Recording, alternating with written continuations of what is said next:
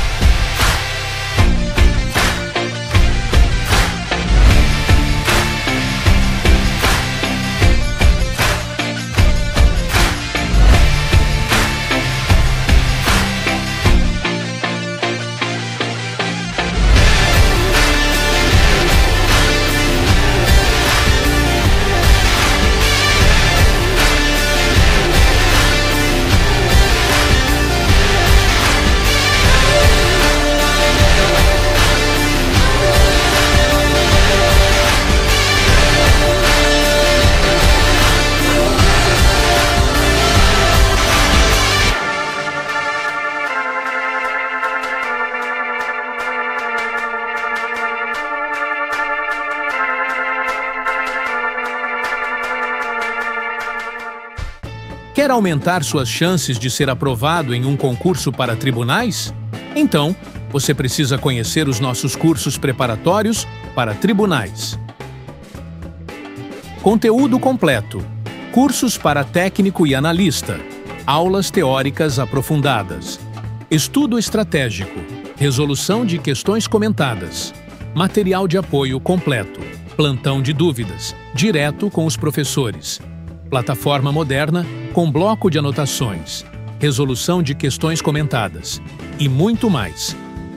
Acesse agora mesmo jus21.com.br e saiba mais.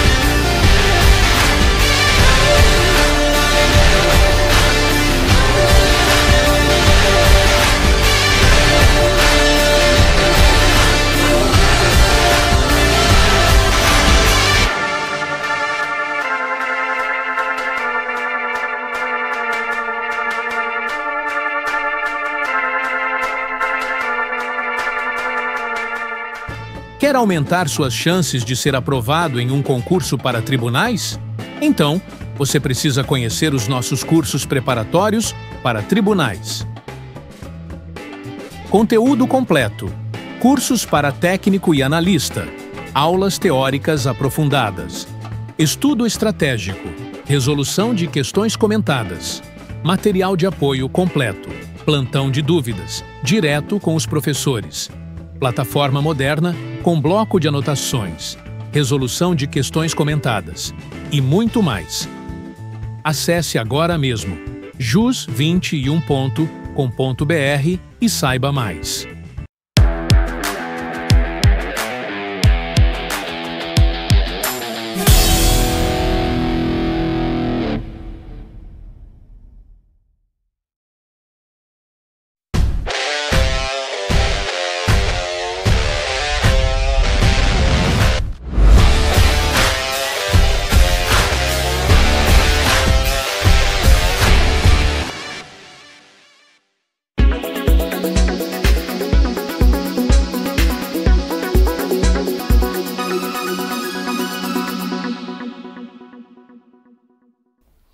Fala, meu povo, boa noite, sejam todos muito bem-vindos. Vamos começar mais uma revisão e hoje eu trouxe um tema aqui, tá? Que foi fruto, inclusive, de muitas mensagens, de comentários no último vídeo, de algumas dúvidas. E, gente, deixa eu esclarecer uma coisa aqui, certo? Professor, o que foi que a IBFC fez? A IBFC, ela pegou o sumário da sua Constituição e fez o quê no sumário da Constituição? Ela simplesmente reproduziu. Temos conteúdos que são extremamente importantes, mas eles estão embutidos em outros conteúdos. Um exemplo deles é controle de constitucionalidade. Então, alguns alunos disseram o seguinte: professora, não cai controle para técnico. Ah, professora, não cai controle para analista. Gente, a gente precisa sempre aprender a ler o edital e a interpretar. Principalmente porque cada banca tem a sua abordagem, tá? Então, quando eu falo ali de preâmbulo, eu falo de controle. Preâmbulo está na Constituição. Quando eu falo de poder judiciário, eu falo de controle. Quando eu falo do artigo 5º da Constituição, eu falo de controle. Controle, ele é um tema que não necessariamente ele está expresso no edital igual ele está dentro da Constituição. Porque eu tenho controle relacionado à preâmbulo, eu tenho controle relacionado às normas, eu tenho controle relacionado à legislação como um todo. Então, gente, tenham cuidado, certo? Por quê, professora? Eu fiz um simulado para uma turma minha e nesse simulado eu coloquei controle. E na última aula também eu pontuei a questão do controle. E tem um monte de comentário lá, se vocês verificarem, certo? Tem um monte de comentário referente. Professora, não cai controle. Se cair, vai cair uma coisa específica. Cuidado. Constitucional é uma matéria maravilhosa, mas a gente precisa raciocinar constitucional, certo? Então, vem aqui comigo, vamos começar mais uma aula. Hoje uma aula curtinha, uma aulinha de complemento para falar sobre o que foi a dúvida de vocês que bombardeou aí no YouTube na última aula, beleza? Vamos lá falar de controle de constitucionalidade? Gente, é um dos temas mais fáceis. Um dos temas mais fáceis. Betinho, bota aí na tela o slide. O que é que eu tenho, minha gente, quando eu falo de controle de constitucionalidade? Primeiro, você vai lembrar do coração do ordenamento jurídico.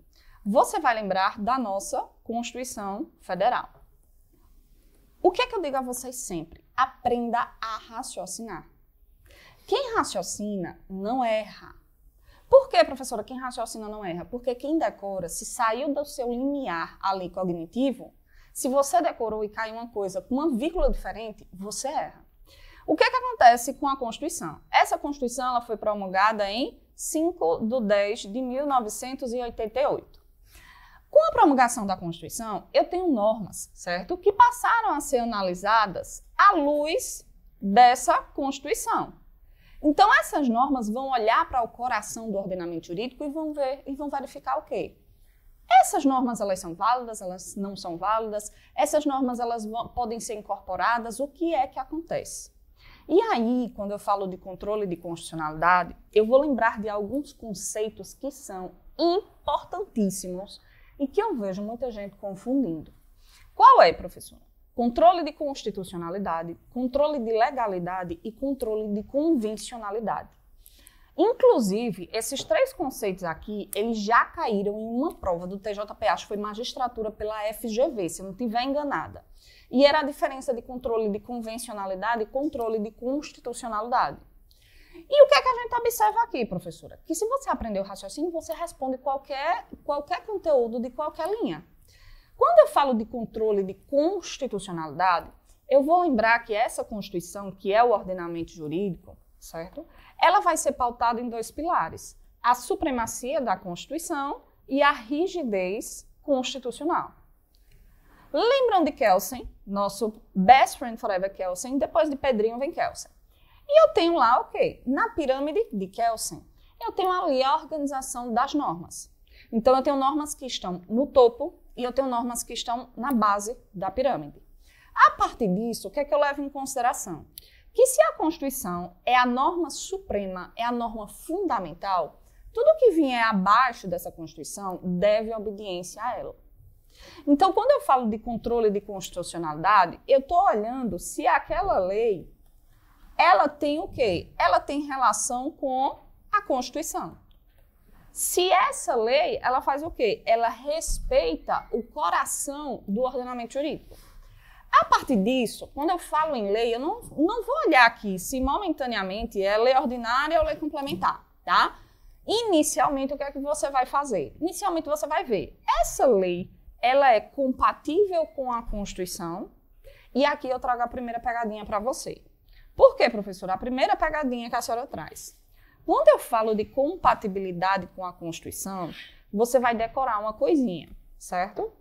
Decorar o quê, professora? Você vai decorar uma coisinha chamada parâmetro.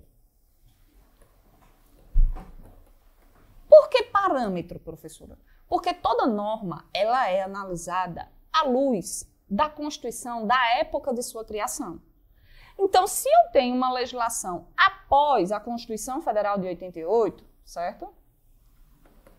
Eu tenho que analisar se aquela lei, tá, que foi editada após a Constituição, ela tem compatibilidade do seu conteúdo e se ela tem compatibilidade do processo legislativo.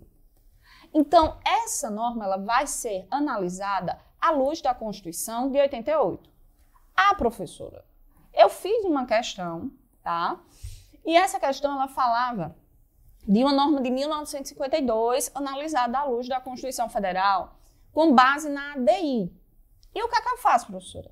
Ela é inconstitucional, ela é constitucional? Gente, sempre você vai olhar que o texto, a descrição, a narrativa da banca, ela vai falar uma lei número 32 de 1965.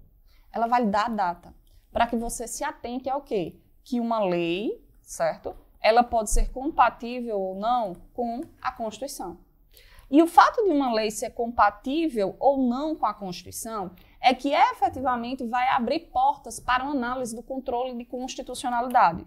Porque o controle de constitucionalidade é para garantir a supremacia e a rigidez constitucional. Então, essa Constituição, ela é a mais importante, é a norma mais importante dentro daquela estruturação do quê? Dentro da pirâmide. Ela está no topo do ordenamento jurídico e tudo que vier abaixo dessa Constituição deve obedienciar a ela, seja as leis, seja os atos normativos primários, seja os atos normativos secundários. Então, quando eu falo de controle de constitucionalidade, eu falo de compatibilidade dessa lei, seja uma compatibilidade formal, seja uma compatibilidade material. Ou seja uma compatibilidade de conteúdo ou do processo legislativo. Eu analiso se aquela lei ela vai respeitar o parâmetro da época da sua criação. Qual é o parâmetro? Aquela norma que está no topo. Qual é a norma que está no topo? A Constituição. Beleza? Ok, professora. E quando eu falo de controle de legalidade? Aqui eu vou pedir que você tenha um super cuidado. Qual é, professora? Veja, o controle de legalidade, eu vou verificar se uma lei ou um ato, tá? Ele está dentro de uma análise ali, não frente à Constituição diretamente. Eu vou olhar se aquela lei ali, ela tem uma compatibilidade dentro dessa organização. Então, falar em legalidade, eu falo em um ato e uma lei. Seja essa lei complementar ou lei ordinária.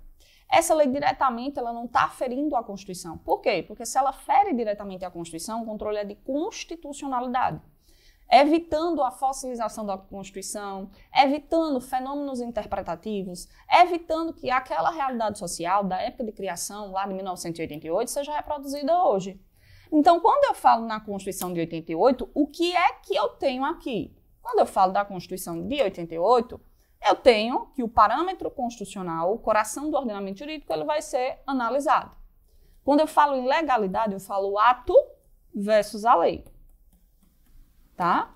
Quando eu falo de convencionalidade, e gente, convencionalidade é um tema, tá?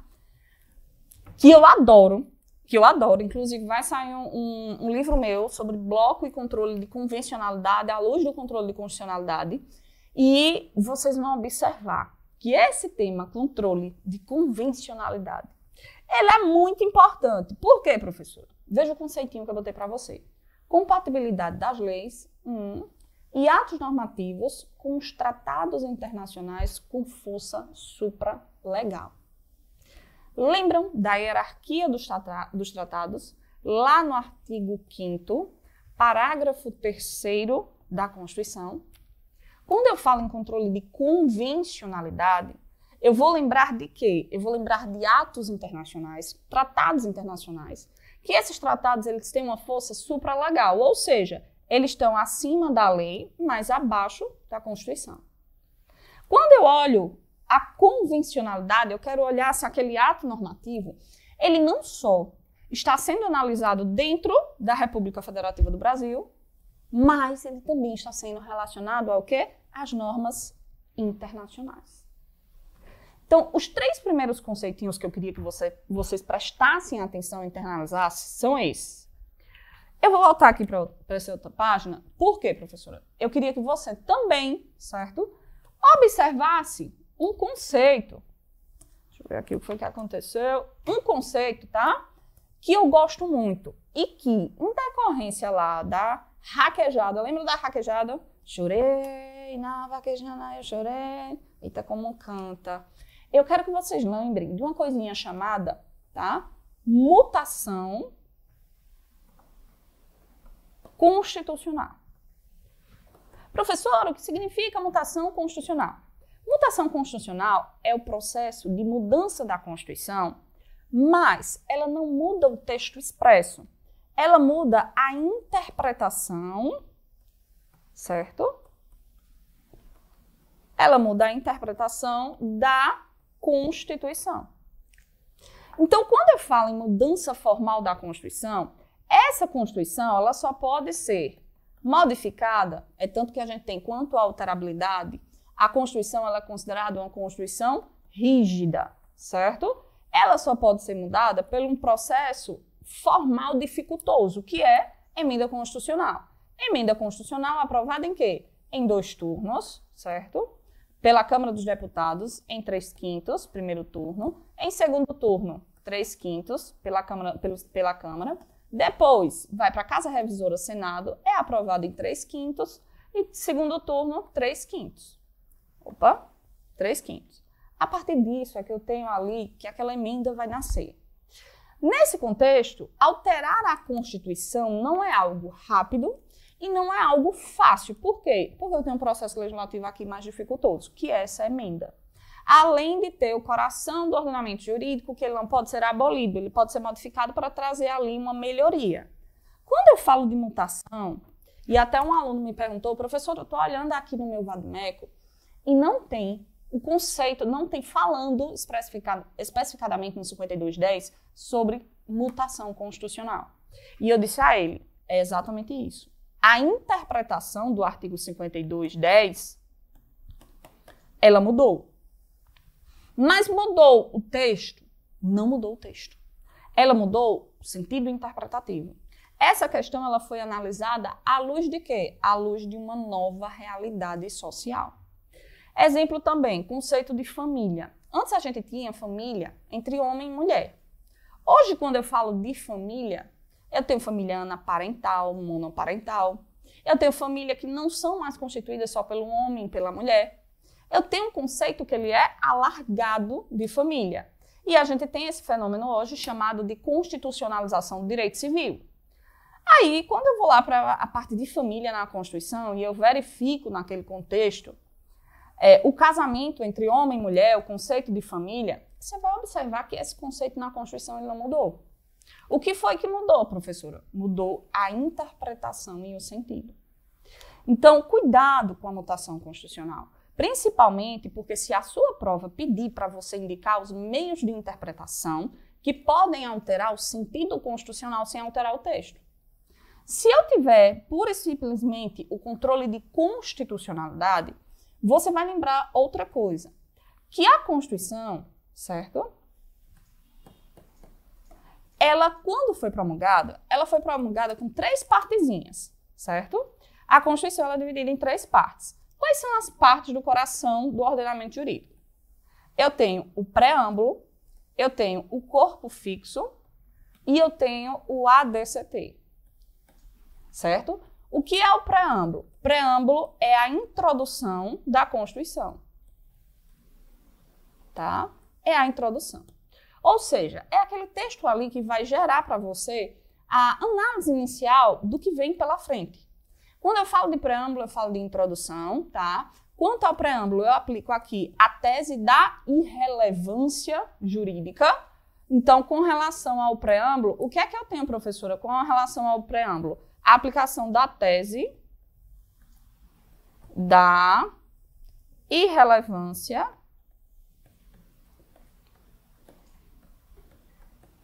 jurídica. Tese da irrelevância jurídica. Por quê, professora? Porque o preâmbulo ele não serve para parâmetro, ele não é parâmetro do controle de constitucionalidade das normas. Então, essa introdução aqui, ela não vai ser analisada à luz da norma e à luz da Constituição. Até porque, você pode lembrar dessa analogia, todo livro não tem a mesma introdução. Então, o que é que eu tenho? Cada introdução de cada livro é feita à luz da realidade dele. Quando eu falo de introdução e eu falo de preâmbulo, eu lembro que o preâmbulo não é norma de reprodução obrigatória, certo? Não é norma de reprodução obrigatória, tá? Não é norma de reprodução obrigatória, ok? Esse preâmbulo, professora, ele tem que ser colocado lá nas constituições estaduais, ele é dispensável, não tem que reproduzir de forma igualitária, e eu não tenho a obrigatoriedade de reprodução.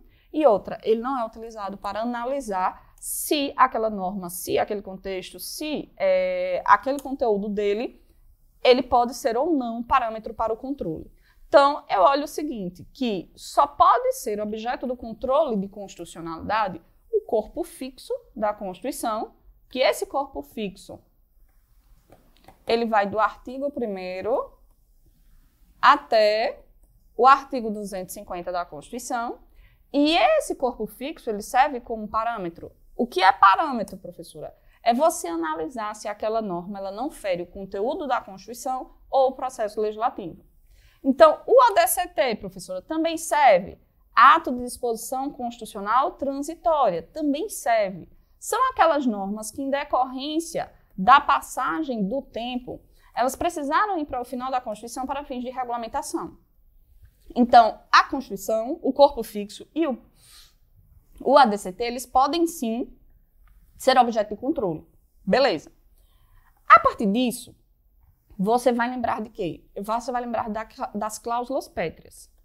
O que são cláusulas pétreas? No contexto que a gente decora assim. Núcleo imodificável da Constituição. Mas quando a gente lê lá na Constituição, ela diz o seguinte, não cabe emenda tendente a abolir. E aí começou a discussão doutrinária. Pode ter alteração para melhorar a cláusula pétrea ou é só abolir? Então, isso não vai cair na sua prova objetiva, mas pode cair na sua prova discursiva. No seguinte contexto, a Constituição ela é imutável, a Constituição não é imutável. Em decorrência de quê? De que eu preciso atualizar aquela Constituição, então o processo de atualização, de modificação, é a emenda constitucional, e eu tenho as mudanças interpretativas. Quais são as mudanças interpretativas da Constituição? Qual é esse contexto interpretativo dessa Constituição? É o que, professora? É a mutação constitucional, certo? Então, tenha cuidado. O fenômeno da fossilização da Constituição não pode acontecer, por quê? Porque quando ela foi feita à luz de uma realidade social, à luz de uma visão, à luz de um contexto, e não nesse contexto atual. Então, eu sempre preciso atualizar a nossa Constituição à luz de uma realidade. E aqui eu trago para vocês um outro ponto. E, gente, esse outro ponto, ele é fundamental. Fundamental por quê? E eu chamo a sua atenção para uma coisinha. Quando eu falo de controle de constitucionalidade, a maioria dos alunos não faz esse raciocínio. Olhe para uma norma, olhe para um caso concreto específico, olhe para aquela legislação que está sendo objeto de controle frente à Constituição e se pergunte, tem alguém pedindo alguma coisa para si? Tem alguma coisa sendo analisada no contexto atual dessa Constituição? O que é que está acontecendo nesse caso concreto para ser o controle de constitucionalidade? E aí, eu vou trazer para vocês algumas perspectivas aqui e abordagens. Quais são? Quando eu falo de controle, e aí, você que está estudando para a IBFC, você vai ter esse cuidado. Qual é o cuidado, professora? Quando efetivamente eu falo desse controle, lá na Constituição eu tenho um rol de legitimados. Controle de constitucionalidade é a compatibilidade formal ou material, certo?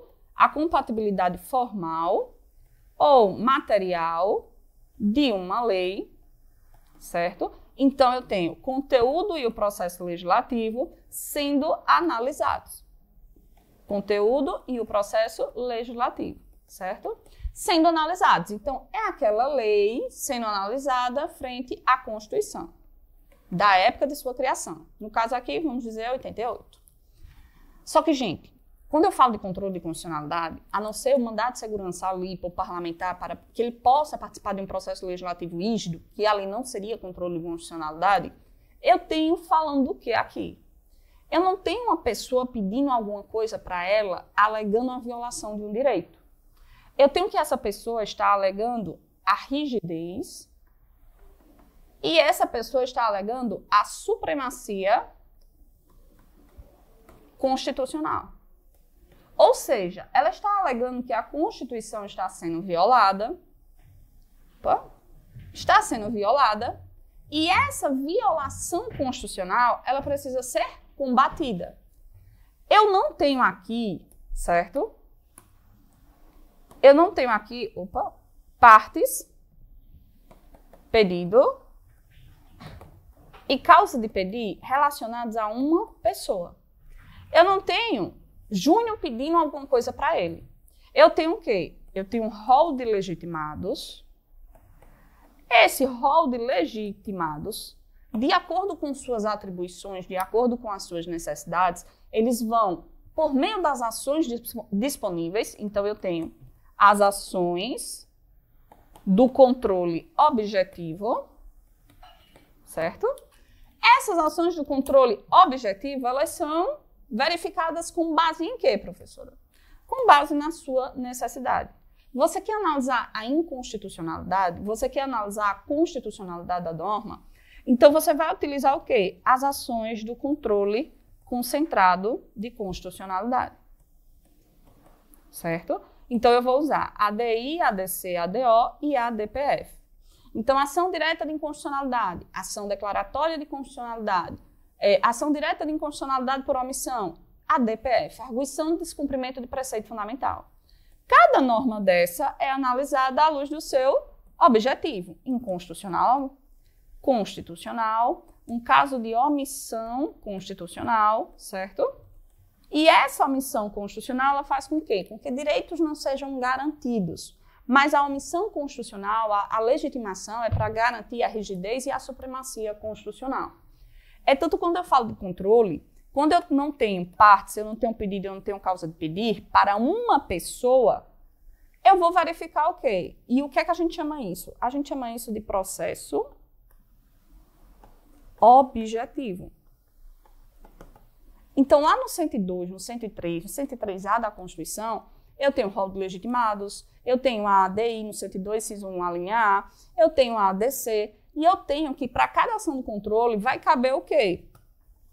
Um objetivo, uma finalidade. Seja declarar a inconstitucionalidade, seja declarar a constitucionalidade, seja declarar uma omissão constitucional em decorrência da ausência de regulamentação. Então, não é que você não vai pedir nada e você não tenha causa de pedir no controle. Você não tem relacionado a uma pessoa específica, a uma violação de direitos. Mas você tem o quê? Visando o quê? Resguardar a supremacia e a rigidez constitucional. Então, gente, preste atenção. Preste atenção e bote isso no coração. Por quê? Eu vejo muita gente confundindo controle de constitucionalidade com a questão dos remédios constitucionais. Esse controle aqui é o controle abstrato, tá? Por quê, professora? Porque ele analisa a lei em abstrato face à Constituição. Minha gente, quando eu tenho lá nos remédios constitucionais, tá? Quando eu tenho um controle difuso, eu queria que vocês tivessem um cuidado, tá? Vamos falar dos remédios. Vamos falar ali vamos fazer um comparativo para ficar melhor. Mandado de injunção versus ADO. O que é que eu tenho nesse mandado de injunção versus ADO? Mandado de injunção, ele é um remédio constitucional, esculpido na Constituição, hoje com legislação autônoma, e ele visa, assim como a ADO, curar uma doença, uma doencinha. Que doença é essa, professora? Essa doença é chamada de síndrome da inefetividade das normas constitucionais. Então, aqui eu tenho uma doença. Qual é? A síndrome da inefetividade das normas constitucionais.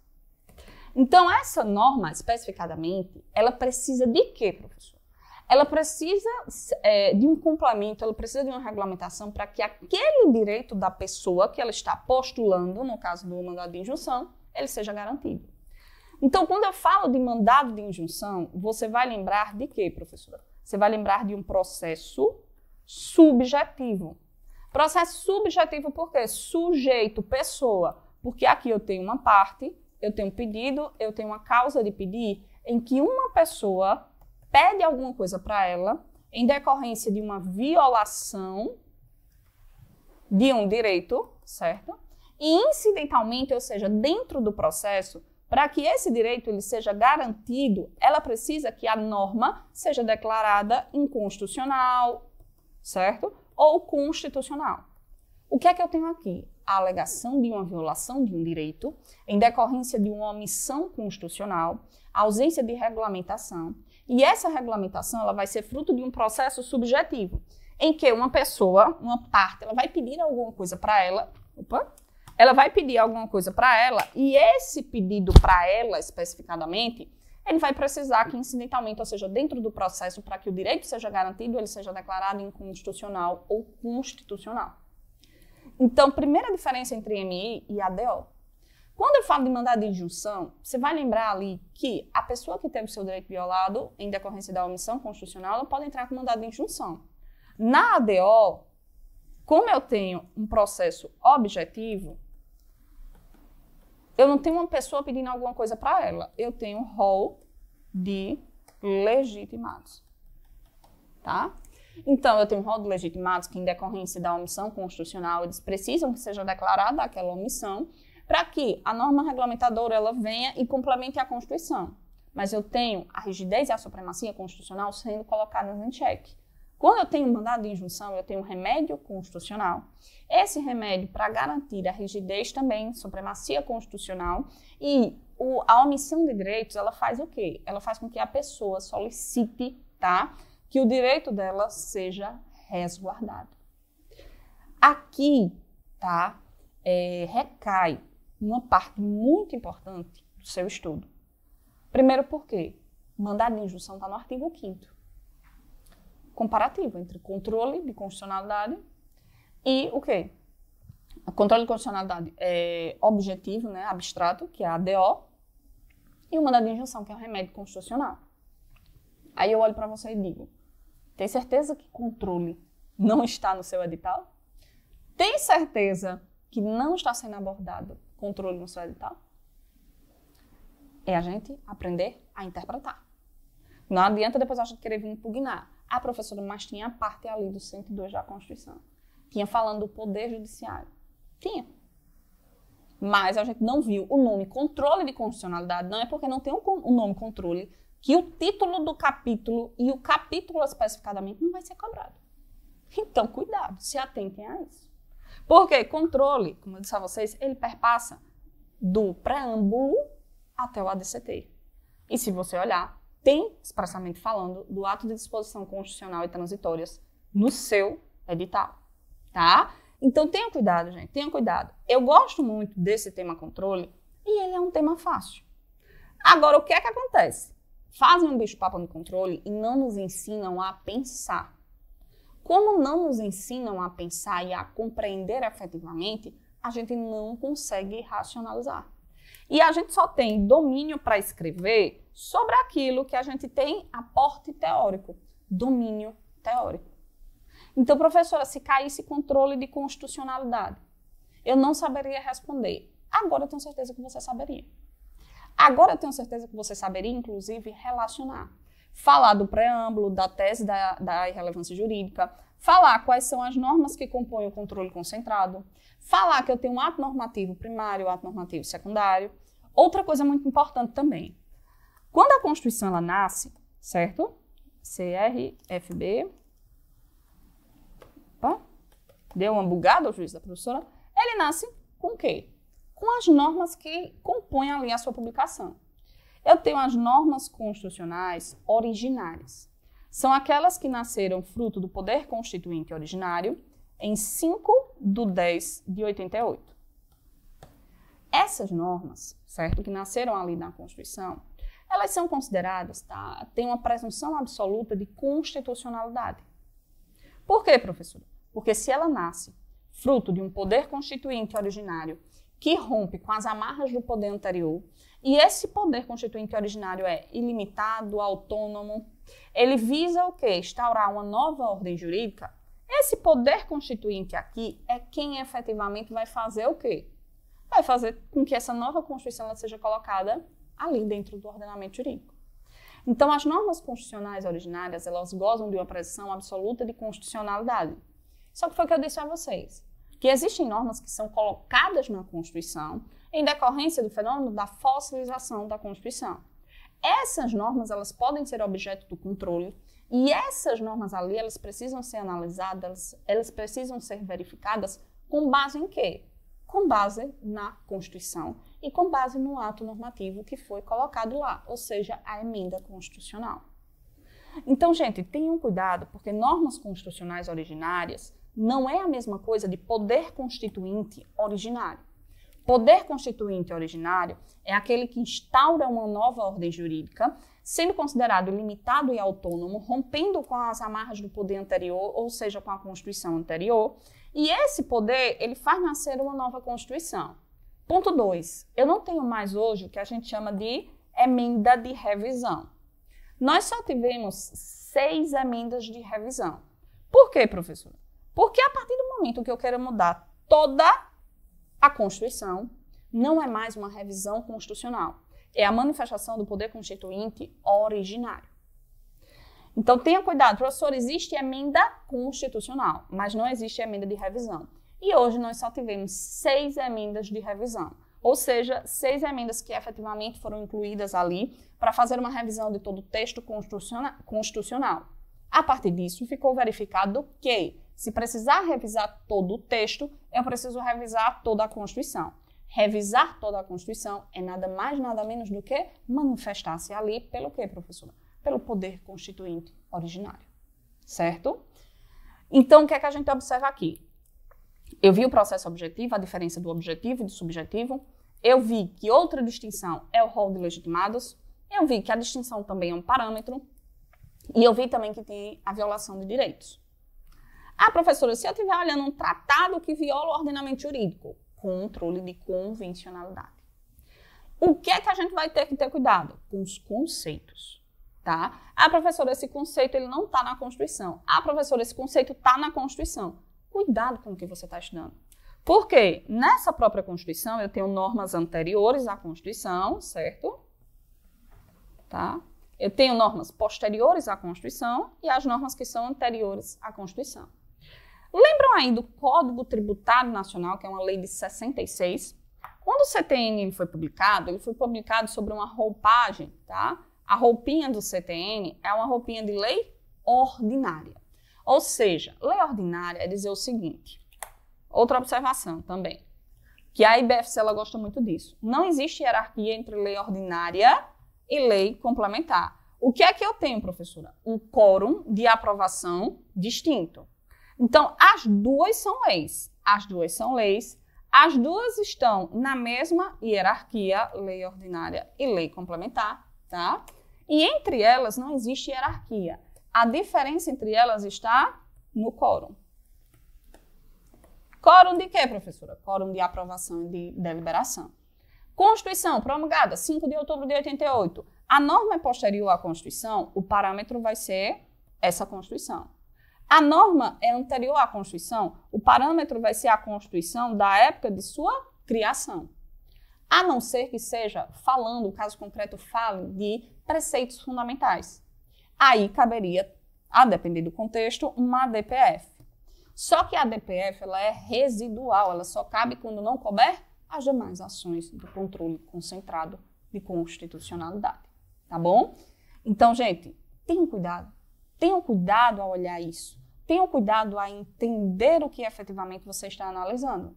Porque quando eu falo desse controle de constitucionalidade, eu falo que o coração do ordenamento jurídico ele está um pouco abalado, um pouco sofrido.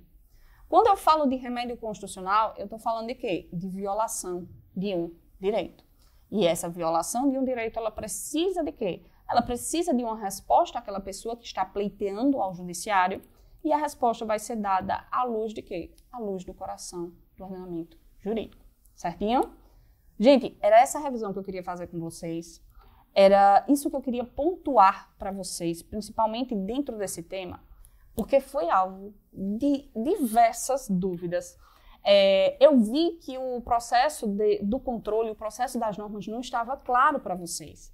Então, a partir do momento que eu tenho, e a FGV já cobrou numa prova, se eu não me engano, foi a última, a TJPE de magistratura está agora encerrando, foi a anterior, se eu não estiver enganada. E foi a diferença entre controle de convencionalidade e controle de constitucionalidade. E a gente sempre faz a análise de banca de forma ampla, ou seja, eu sempre analiso tudo que está ali colocado na minha prova. Professora, não cai controle? Não é que não caia controle. O objetivo do controle, um aluno até disse assim, se cair, só cai o rol de legitimados. Aí eu disse a ele, cuidado. Porque eu tenho finanças públicas na Constituição, eu tenho a parte tributária que regulamenta a lei complementar. E o CTN, quando ele foi recebido à luz da Constituição, ele é uma lei ordinária, mas ele foi recebido como lei o quê? Uma lei complementar.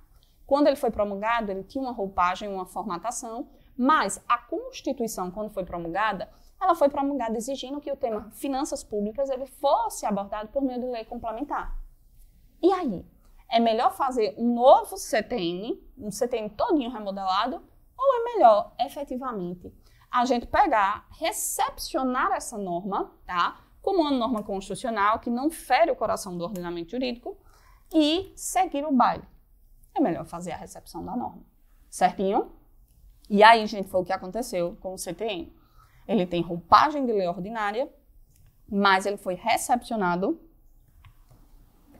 certo? Como se fosse uma lei complementar, tá bom? Então, não existe inconstitucionalidade do Código Tributário Nacional. O que é que tem é recepção em decorrência de quê? Do processo legislativo desse CTN, ok? Meu povo, estamos em reta final, né? Está chegando a hora da prova, está chegando aquele grande finale. E eu vou dizer uma coisa a vocês, respirem, relaxem, certo? Não adianta neura, não adianta aquela agonia. Ai, professor, eu quero ver todas as legislações do mundo. Gente, o que tem que ser nosso, ele vai ser. Eu sei que você chegou até aqui efetivamente dando o seu melhor. Só que se você se desgastar na sexta, no sábado, no domingo de manhã para fazer a prova, você vai chegar na prova extremamente exausto. Pegue os pontos que você precisa ainda ler, os pontos que você ainda precisa bater e debater, tá? E revise com calma, com perspicácia. É hora de você não revisar tudo, porque não vai cair tudo na sua prova. É hora de você estrategicamente pegar o que a IBFC quer que você saiba e o que é que pode cair na objetiva e na subjetiva, beleza? Muito obrigada a todos pelo carinho, muito obrigada por estarem comigo aí durante essa semana. Eu estive doente, não consegui fazer no outro dia a aula de administrativo. E, enfim, agradeço a compreensão de todos, a chuva de carinhos, a transmissão foi sensacional.